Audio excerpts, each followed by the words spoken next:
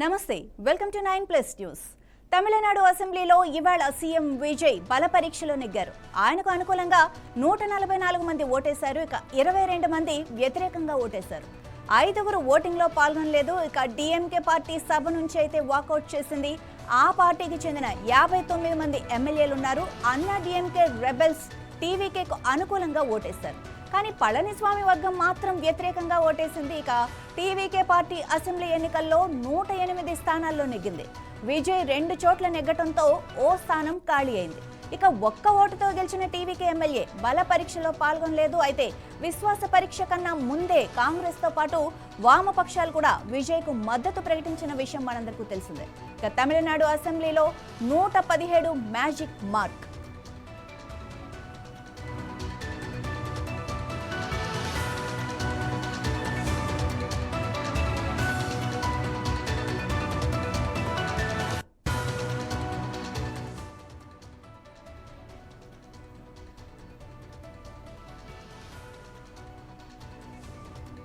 Right, ఇక ఇదే విషయానికి సంబంధించి మనతో మాట్లాడడానికి వర్మ ఉన్నారు. వర్మ, చెప్పండి, అసలు ఈ మ్యాజిక్ అంతా ఎలా జరిగింది? మాధవి, తమిళనాడు అసెంబ్లీలో జరిగిన విశ్వాస తీర్మానంలో టీవీకే ప్రభుత్వం అయితే విజయం సాధించింది. ఆ పార్టీకి 144 మంది ఎమ్మెల్యేలు మొత్తం మద్దతు పలికిన పరిస్థితి అయితే ఉంది. ఇందులో టీవీకి సంబంధించిన 106 మంది ఎమ్మెల్యేలతో పాటు ఇటు కాంగ్రెస్, ఉభయ కమ్యూనిస్టులకు సంబంధించి, అలాగే వీసీకేకి సంబంధించి, ఐయుఎంఎల్కి సంబంధించి కూడా ఎవరైతే మొదటగా మద్దతు పలికారో ఆ ఎమ్మెల్యేలంతా కూడా మద్దతు పలికారు. అయితే ఊహించిన విధంగా ఏఎంఎంకి సంబంధించి బహిష్కృత ఎమ్మెల్యే కామరాజ్ తో పాటు అలాగే మరో ఎమ్మెల్యే డిఎంకేకి సంబంధించి కూడా ఎమ్మెల్యే ప్రేమలత కూడా మద్దతు పలికారు.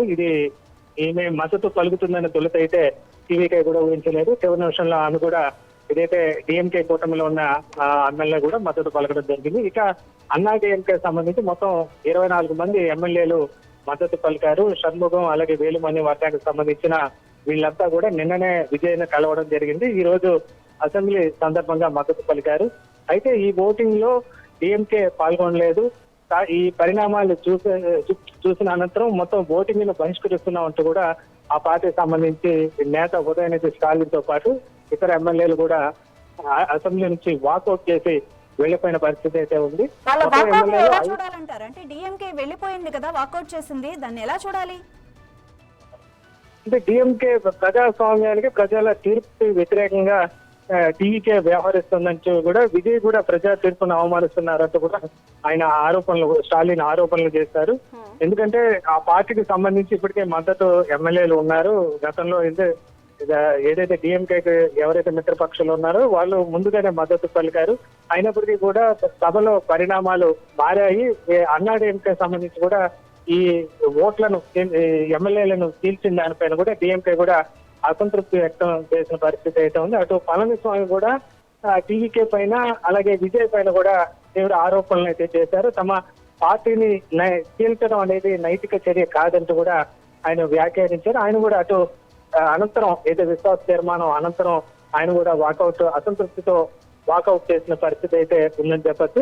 అయితే అన్నా డిఎంకే సంబంధించి ఎమ్మెల్యేలు మద్దతు పలికిన దానిపైన ప్రస్తుతం అయితే చర్చ జరుగుతుంది. దీనిపైన అన్నా డిఎంకే స్పీకర్ కు ఏదైతే అనర్హత ముందుగానే విప్ జారీ చేసినందున అనర్హత వేటు విధించాల్సిందిగా కూడా కోరతామని చెప్పి కూడా స్పష్టంగా చెప్పిన పరిస్థితి అయితే ఉంది. అయితే మొత్తం 47 మంది ఎమ్మెల్యేల్లో 31 మంది ఎమ్మెల్యేలు కనుక విజయ్కి మద్దతు పలుకుంటే దానికి సంబంధించి వేరు సపరేట్ వర్గంగా ఆ ఎమ్మెల్యేలని చూసే అవకాశం ఉంటుంది.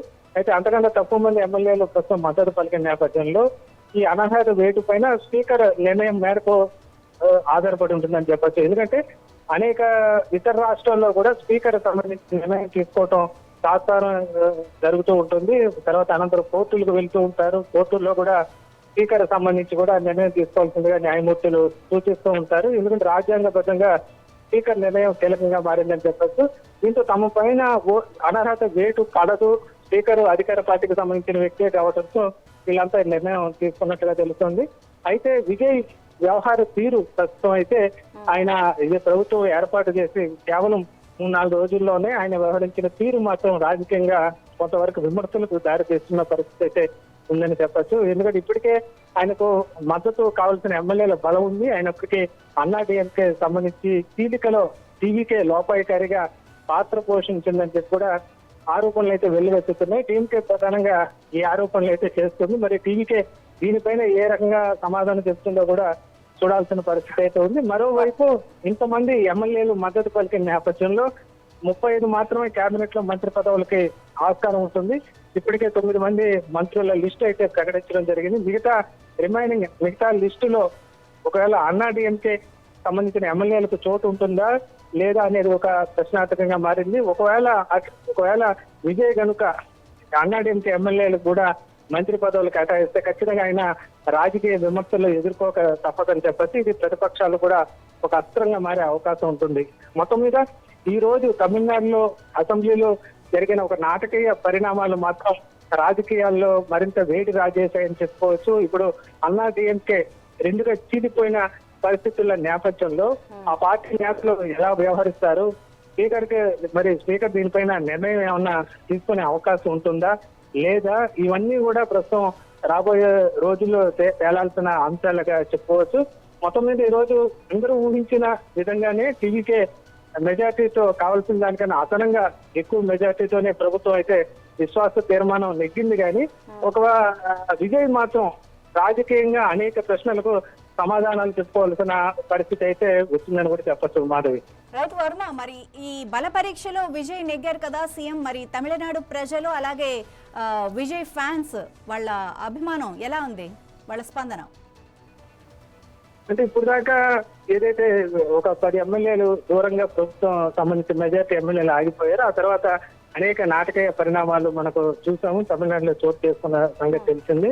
టీఎంకే సంబంధించిన మిత్రపక్షాలు టీవీకేకి మద్దతు తెలపడం అనేక రోజుకు ఒక మలుపు తిరుగుతూ వెళ్ళింది. అయితే ఇప్పుడు బల నిరూపణ కూడా ఇదంతా ముందుగా ఊహించిన పరిస్థితి కావడంతో ఈ రోజు పెద్దగా ఆశ్చర్యపోవాల్సిన పరిణామాలు లేవని చెప్పొచ్చు. అయితే ముందు ముసళ్ళ పండుగ అన్న తరహాలో ఇక ముందు విజయ్కి తాను ఇచ్చిన హామీలు ఇప్పటికే టీఎంకే స్పష్టం చేసింది. ఈ హామీలన్నీ అమలు చేయాలంటే రాష్ట్ర బడ్జెట్ సరిపోదంటూ కూడా టీఎంకే వ్యాఖ్యానించిన పరిస్థితి అయితే ఉంది. మరి ఏ విధంగా అమలు చేస్తారు, ఇవన్నీ ఒక ప్రశ్నార్థకంగా మారిందని చెప్పుకోవచ్చు. మహిళలకు 2,500 ఇవ్వడం కానీ ఇలా రకరకాల హామీలు ఒక రకంగా చూస్తే అటు టీఎంకే అన్నాడీఎంకే ఇచ్చిన హామీల కన్నా ఎక్కువ హామీలు, ఉచిత బస్సు సౌకర్యం కానీ మహిళలకు ఇలా అనేక రకాలైన హామీలన్నీ అమలు చేయాలంటే ప్రస్తుతం తమిళనాడు బడ్జెట్ అప్పులు కూడా మొత్తం 10 లక్షల కోట్లకు చేరుకున్న దశలో మరి ఆ డబ్బులంతా ఎక్కడి నుంచి తీసుకొస్తారు, ఏ విధంగా అమలు చేస్తారు అనేది ఒక కత్తి మీద సాము లాంటిదే విజయ్ ప్రభుత్వానికని చెప్పొచ్చు. Madhavi, right, thank you Varma.